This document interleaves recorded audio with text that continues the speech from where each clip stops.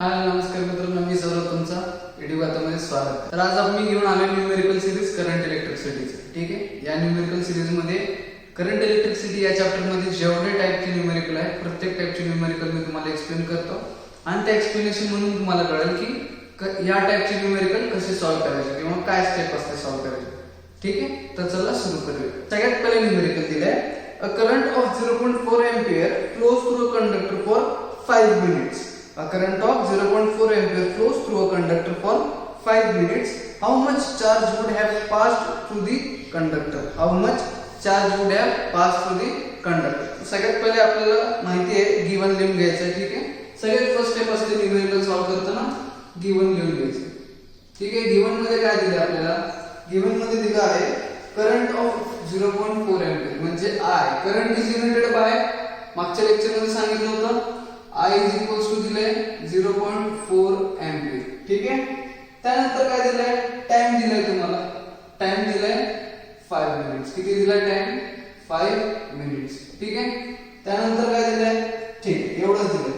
To find, काय काढायचं आपल्याला गिव्हन नंतर लिहायला लागतं टू फाइंड. टू फाइंड म्हणजे काय विचारलंय आपल्याला. सो काय विचारलं आपल्याला विचारलं how much charge would have pass म्हणजे चार्ज Q काढायचा आपल्याला. ठीक आहे, Q is equals to question mark. कळलं तुम्हाला इथपर्यंत? कळलं? ठीक आहे. आता सोल्युशन मध्ये आपण काय करणार आहे? फाइंड करणार आहे. ठीक आहे, सगळ्यात पहिले आपल्याला बघायचं आहे I दिलाय 0.4 एम्पियर, T दिलाय 5 मिनिट्स आणि Q काढायचा. ठीक आहे, सो काय रिलेशन आहे Q चा, I चा, T चा? मी सांगितलं होतं लेक्चर मध्ये, बरोबर. Q is equals to I into T.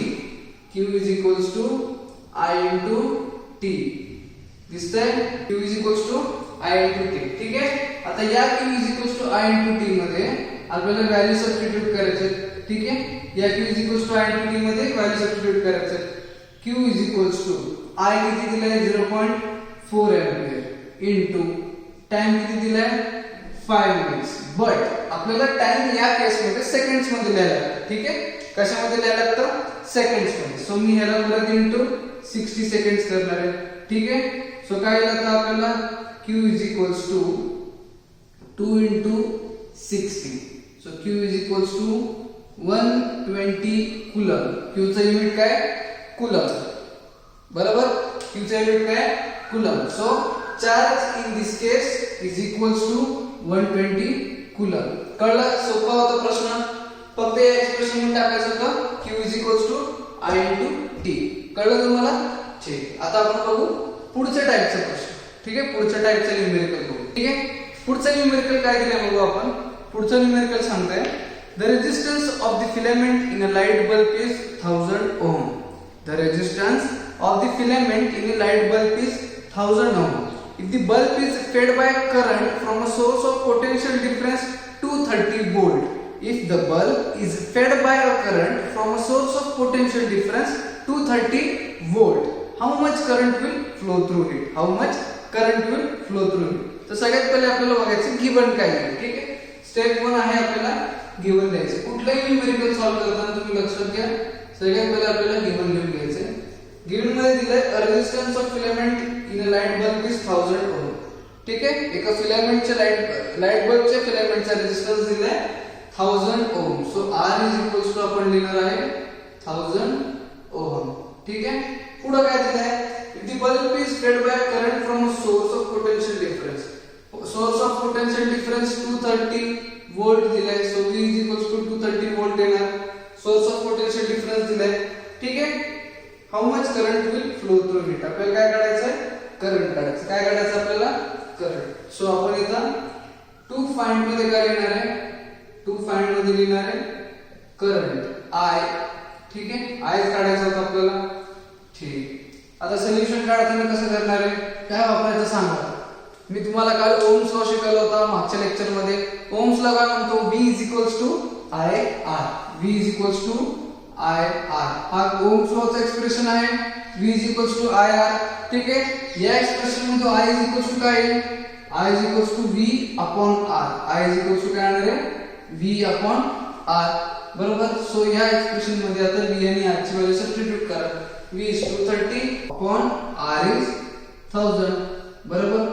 So I काय येणार आहे 1010 कॅन्सल. सो R काय येणार आहे आता 0.23 एंपियर. कळलं?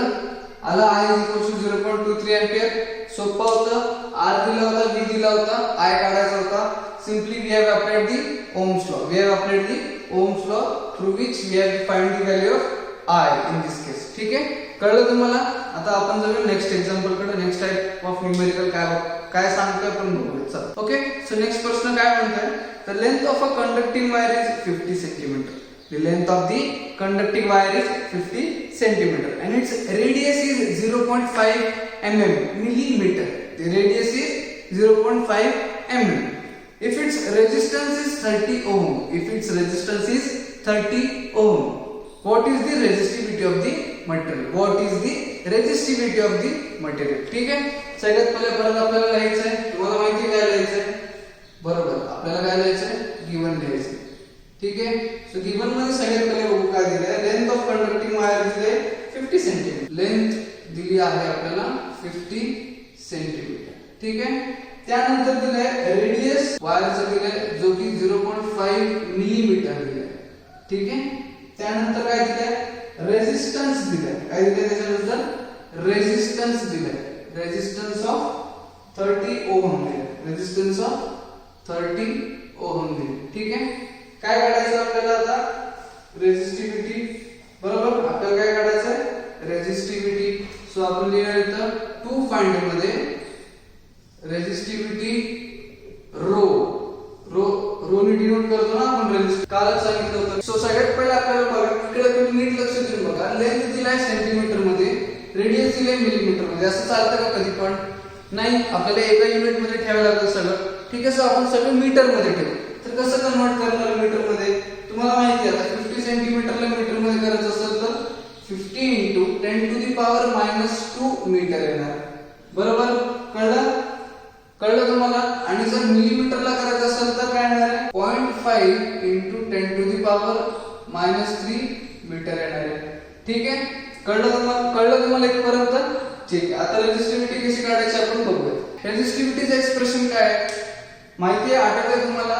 नसेल आठवत तर सांगतो. काल मी जसं सांगितलं होतं, resistance is directly proportional to length and inversely proportional to area. हा एक्सप्रेशन मी सांगितलं होतं. त्यानंतर काय केलं होतं? R is equals to हा कॉन्स्टंट साइन काढून रो L by A. मग हा कॉन्स्टंट आहे, proportionality constant, which is also known as resistivity. So आपल्याला हाच रेजिस्टिव्हिटी काढायचा. ठीक आहे. सो या एक्सप्रेशन मधून रेजिस्टिव्हिटी इज इक्वल्स टू काय येणार आहे? Resistivity rho is equals to R into A multiply होईल तिथं अपॉन L. बरोबर? R is equals to rho into A upon L. आता या एक्सप्रेशन मध्ये किती गोष्टीची व्हॅल्यू आहेत आपल्याकडे? R ची व्हॅल्यू आहे, L ची व्हॅल्यू आहे, बट A ची व्हॅल्यू नाहीये. ठीक आहे. सो कंडक्टिंग वायरचा क्रॉस सेक्शन एरिया कसा असतो? सर्क्युलर असतो. सो एरिया काय असणार त्याचा? πr². बरोबर सांगताय तुम्ही. πr² असणार आहे. So area is equals to काय येणार आहे?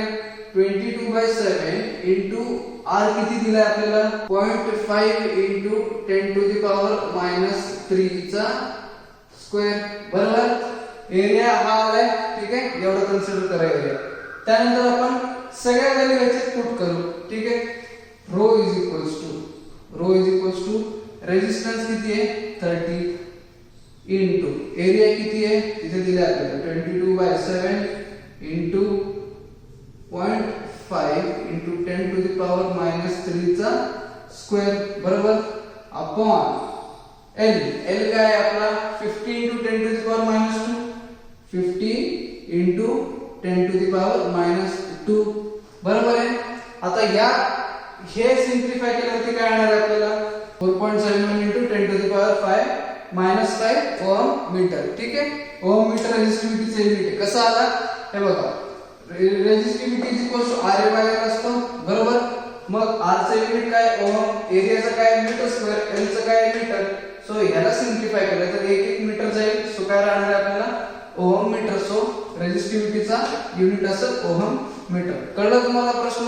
सोपा होता. रेजिस्टिव्हिटी काढली आपण, त्याच्यात आपल्याला L, R आणि रेजिस्टन्स दिला. आता आपण बघू नेक्स्ट टाइपचा प्रश्न. नेक्स्ट टाइपचा प्रश्न काय म्हणतो बघू. नेक्स्ट टाइपचा प्रश्न रिलेटेड टू रेझिस्टिव्हिटीज आहे, बट त्याच्यात आपल्याला वेगळी व्हॅल्यू काढायची. ठीक आहे. सो प्रश्न असं म्हणतो, determine the resistance of a copper wire having a length of 1 kilometre. Determine the resistance of the copper wire having the length of 1 kilometre and diameter of 0.5 mm. Diameter of 0.5 mm and resistivity of copper wire दिले 1.7 into 10 to the power -8 ohm metre. ठीक आहे. आपल्याला काय काढायचं, resistance काढायचं copper वायरचा. So सगळ्यात पहिले जसं तुम्हाला माहिती आहे आपण काय करतो, आपण गिवन लिहून घेतो. ठीक आहे. गिवन मध्ये आता काय दिलं आपल्याला, सगळ्यात पहिले लेंथ दिली आहे. Length of the copper wire is 1 kilometre. तो 1 किलोमीटरला मीटर मध्ये करण्यासाठी काय करणार आहे, 1000 मीटर. ठीक आहे.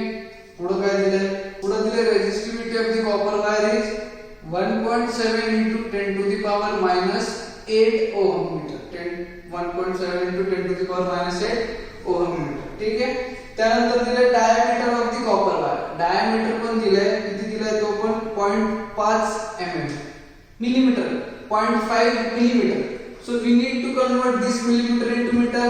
बरोबर. जसं मागच्या प्रश्न केलं होतं, काय करत होतो आपण, simply 0.5 into 10 to the power -3 metre. ठीक आहे. कळलं तुम्हाला इथपर्यंत.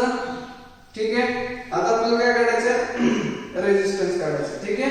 रेझिस्टन्स काढायचं. सो रेझिस्टन्स काढण्यासाठी सगळ्यात पहिले R is equals to rho L by A, हा त्याचा एक्सप्रेशन आहे. आठवतंय तुम्हाला, हा रेझिस्टन्सचा एक्सप्रेशन आहे. R is equals to rho L by A.